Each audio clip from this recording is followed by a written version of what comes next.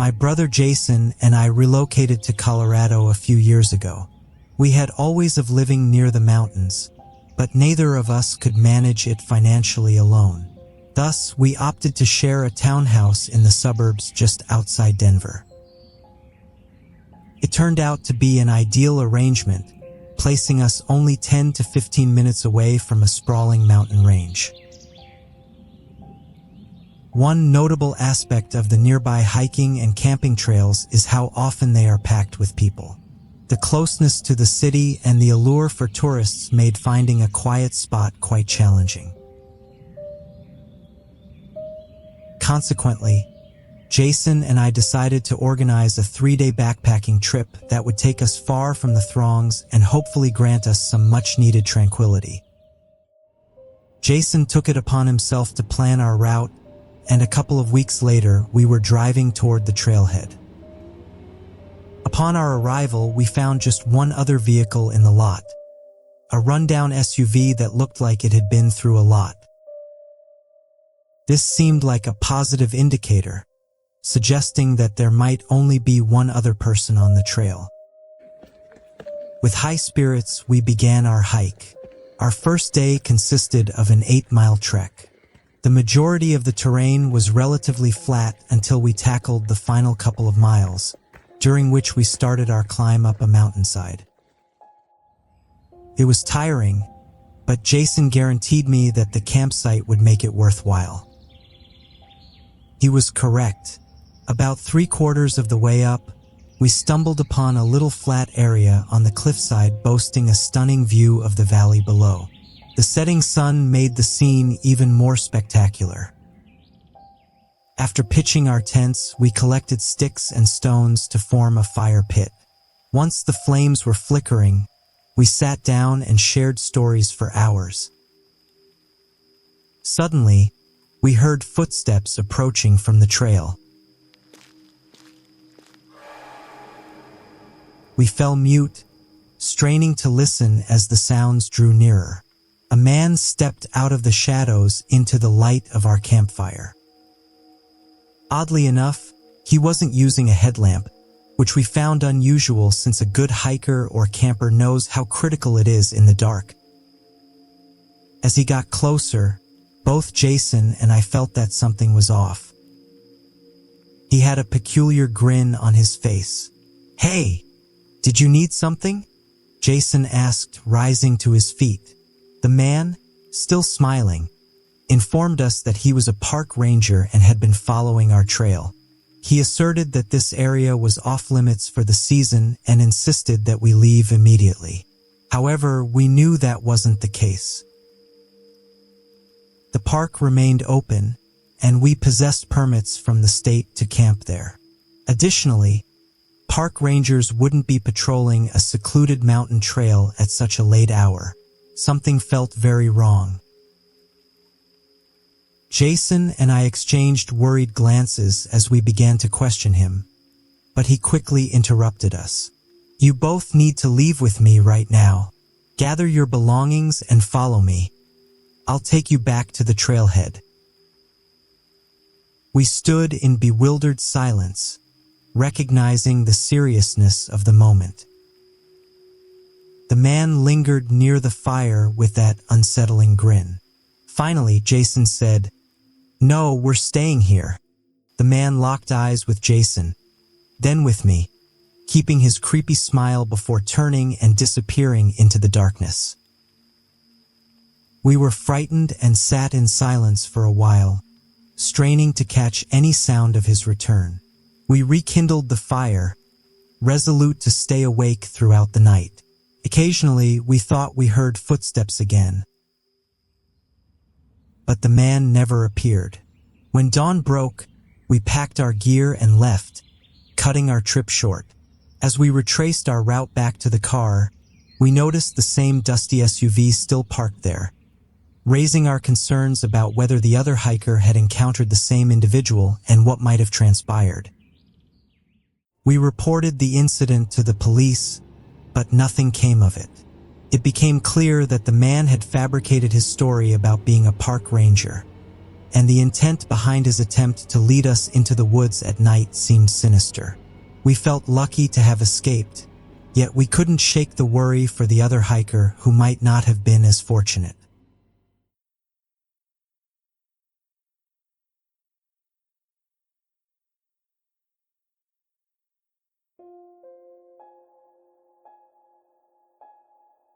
It was late October of last year, a time that always ideal hiking conditions, cool and refreshing, just right for outdoor adventures. I typically hiked with a group of friends, but their unpredictable work commitments made it challenging to plan outings together. Consequently, I often opted for shorter solo hikes to enjoy some peace and escape the chaos of daily life. One weekend, I decided to explore a particularly scenic trail nearby and camp overnight. I had hiked this loop trail a couple of years back, and it had been on my mind ever since as a place to revisit. This demanding route typically took about a day and a half to finish. On Saturday morning, I drove to the trailhead, parked in a small gravel lot, and started my hike. The first few miles were relatively flat, taking me through wide grassy fields before leading to a dense forest at the foot of a small mountain. As I ventured deeper into the woods by midday, I noticed a man approaching in the distance.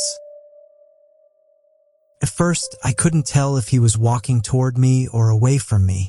As we got closer, it became clear that he was heading in my direction.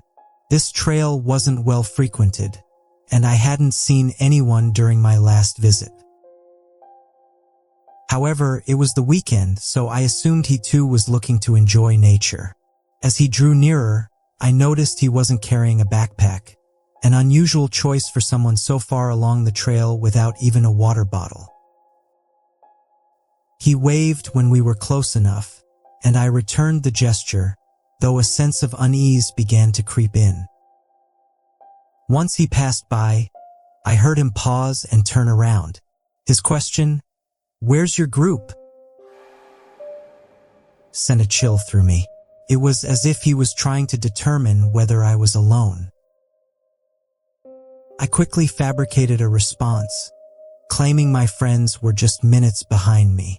He smiled and said, "Good," before resuming his walk. I spent the following hours reflecting on that peculiar encounter. The absence of a backpack intensified my anxiety. As night approached, I decided to camp off the main trail for added safety. I found a flat spot about half a mile away, set up my tent, and tried to calm myself, despite my ongoing apprehension. When darkness fell, I lay in my tent, battling insomnia. Suddenly, I heard footsteps approaching from behind. My heart raced as the footsteps grew closer, halting about 15 to 20 feet away. I lay still, straining to listen, convinced it was the same man from before. The footsteps never drifted away, and the suspense was excruciating. When dawn finally arrived, I cautiously peeked outside but saw no one. I hurriedly packed my things, keeping an eye on my surroundings. Just as I set off toward the trail, I noticed footprints in the dirt, confirming that someone had been observing me. Panic overcame me, and I hurried back to the trail, deciding to retrace my steps instead of moving forward. The return journey to my car was filled with tension, but I arrived without any further incidents. By sunset, I reached my vehicle, worn out but relieved. I recounted the ordeal to my friends, who all agreed that I was fortunate nothing more serious transpired. I reported the suspicious behavior to the police, but there wasn't much they could do. Since then, I've been more cautious, seldom hiking alone and always remaining aware of my surroundings. To this day, I still wonder what that man's intentions were, hoping no one else ever has to find out.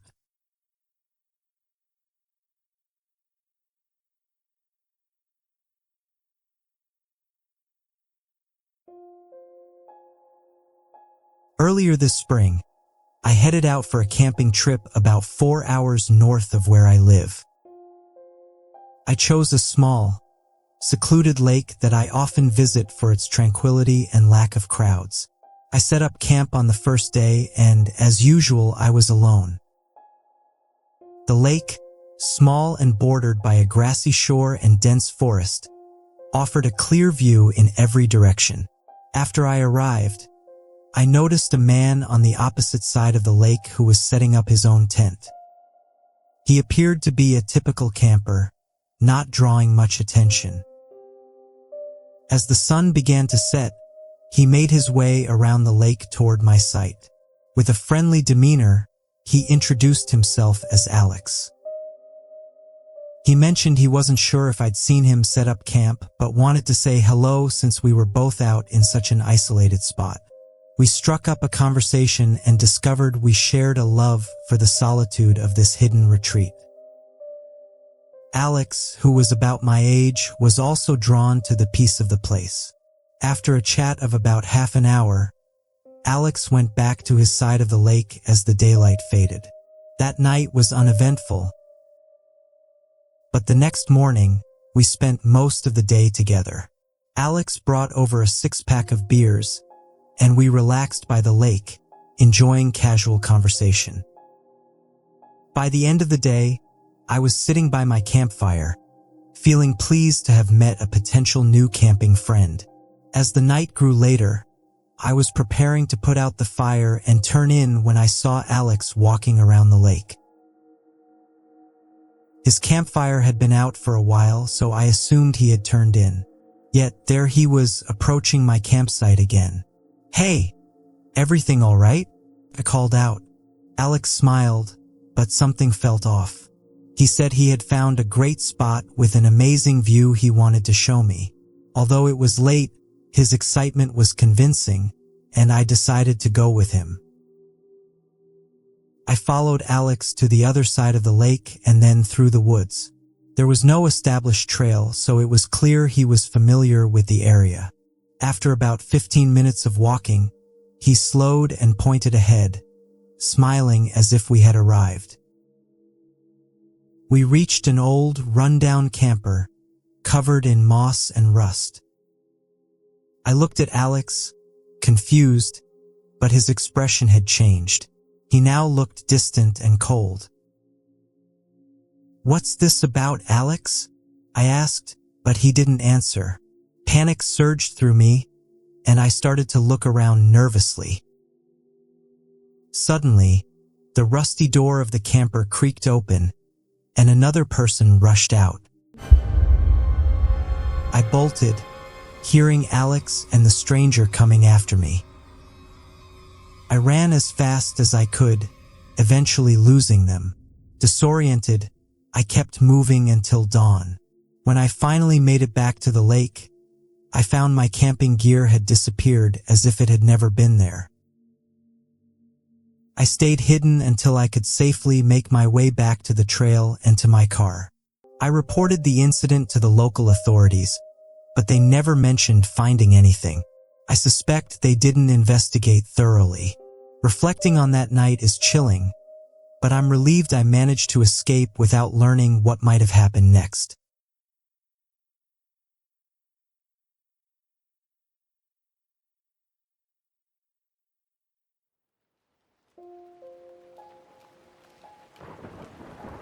Near the town I grew up in, there's a forest with several hiking trails and camping spots.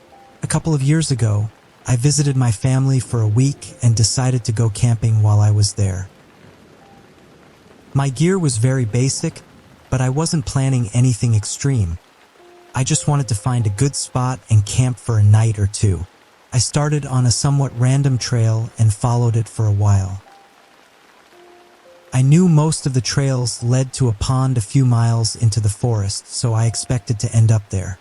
But as I reached the 5th or 6th mile, I realized the trail was leading somewhere else. Intrigued by where it might go, I continued walking. However, after hours of hiking, it felt like the trail was endless and leading to nowhere. Eventually, my legs were giving out, so I found a small spot on the side of the trail to camp for the night. Dusk was approaching fast, and I raced against the setting sun to set up my tent and get a campfire going. I managed to get everything ready just as darkness enveloped the forest. The campfire illuminated a small area around me, but beyond 15 to 20 feet, everything was pitch black. I sat by the fire, boiling some water to make tea and unwind. It was hard to gauge the time, but probably an hour had passed when I heard footsteps coming down the trail. At first, I thought it might be a bear or some other animal, but as the sound grew closer, I realized it was definitely a person. Their silhouette became faintly visible in the firelight, but I was too far from the trail to make out any details. All I could see was that it was a tall person with a backpack. They didn't stop or acknowledge my presence. They just continued walking past my campsite. I found it odd that they weren't using a flashlight, especially since they were hiking deep into the night. Seeing the large backpack, I assumed they were an experienced hiker and didn't think much more about it. I stayed up by the campfire for another hour before letting it burn out and heading into my tent to sleep. However, in the middle of the night, I woke up needing to pee. I tried to ignore it and go back to sleep, but I couldn't get comfortable. Finally, I unzipped the tent and stepped out, walking about 20 feet from my campsite. As I was heading back to my tent, I saw something move in the shadows on the other side. The moonlight wasn't strong enough to reveal much, but I had a gut feeling it was a person. I cautiously walked back to the tent, my eyes darting around the trees surrounding my camp. I reached in and grabbed my flashlight, turning it on and pointing it towards where I had seen the movement. The beam of light revealed a tall person standing by the trail, looking just like the one I had seen earlier in the night. As soon as the light hit them, they ran off behind the trees and disappeared from sight. The sudden silence was eerie. I sat there for a whole minute, flashlight in hand, before realizing I needed to leave immediately. I packed up what I could, leaving my cheap tent behind, and started walking back toward the trail. When I reached the spot where I had last seen the person, there was no trace of them, which only heightened my fear. I didn't know if they were still watching me or following me. I kept my flashlight on, scanning the trees as I cautiously made my way back. The sun started to rise halfway through my journey, and I eventually made it back unharmed. When I got home, I looked up the trail I had taken and discovered it wasn't even an established trail. It was possible the person was just another hiker like me, but their behavior didn't make sense. Why were they stalking my camp in the middle of the night? How long had they been there? I believe that night could have ended much differently if I hadn't left when I did. The outcome of me packing up and leaving might have been the only one where I got to walk away safely.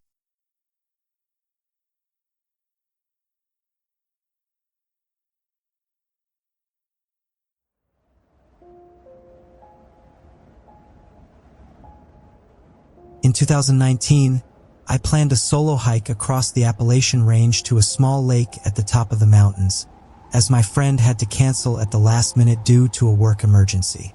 I had already taken the week off and prepared everything, so I decided to go alone.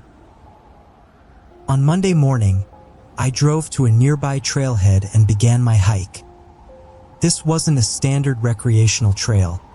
It was a rugged path requiring navigation with maps, compasses, and landmarks. You'd hike toward a visible landmark, like a specific rock formation, and then find your next landmark upon reaching it. I spent the first 2 days hiking towards a ridge in the mountains. As night fell on the second day, I set up camp several hours from the ridge. I pitched my tent, started a fire, and heated some food. Around 8 o'clock, I lay in my tent to rest and read, leaving the fire burning to put out before sleeping. About 20 minutes into reading, I heard a distinct snap of a stick behind my tent. I jolted up, thinking it might be a black bear attracted by the scent of my food. I crawled out of the tent and shone my flashlight into the trees but saw nothing. I called out to scare any potential predators, but there were no sounds of anything running away. The stick snapping had been very distinct, definitely from something stepping on it. I stayed outside for a while, looking around before putting out the fire and going back inside. It was hard to sleep that night, listening for more sounds. In the morning, I was surprised to have slept through the night. I packed up my campsite and continued hiking until I reached the ridge. From there, it was a straight shot to the lake. I moved quickly, hoping to reach the lake before dark so I wouldn't have to move my campsite again. I arrived with about an hour to spare before sunset. The lake was beautiful and worth the hike. I walked around, enjoying the scenery, then set up my camp by the tree line. As I sat by the fire, I kept hearing soft noises in the trees behind me. It almost sounded like footsteps, but I knew nobody else was out there. It was too dark to see beyond a few feet, so I couldn't investigate. An hour later, I got into my tent and tried to sleep. Every few minutes, I heard the footsteps again, just barely too quiet to be sure. Eventually, I fell asleep from exhaustion. About an hour later, I woke to the sound of someone running away from my tent. I grabbed my flashlight and rushed out, shining it in the direction of the footsteps. I saw a figure running away in the distance. My heart pounded as I looked around and saw footprints all around my tent, like someone had been walking around my campsite. I quickly got the fire going again to have better visibility. I was terrified and had nowhere to go and nobody to help me. I sat by the fire all night, keeping vigilant, but never saw or heard anything else. In the morning, I took a few pictures of the lake and started the hike back. I had planned to stay another day, but I no longer felt comfortable, feeling like I was being followed. I made it back without any more trouble, but noticed several items missing from my backpack along the way. Small things like food and tools were gone. I always had my bag with me, so the thought that someone had snuck into my tent while I was asleep made me shiver even now.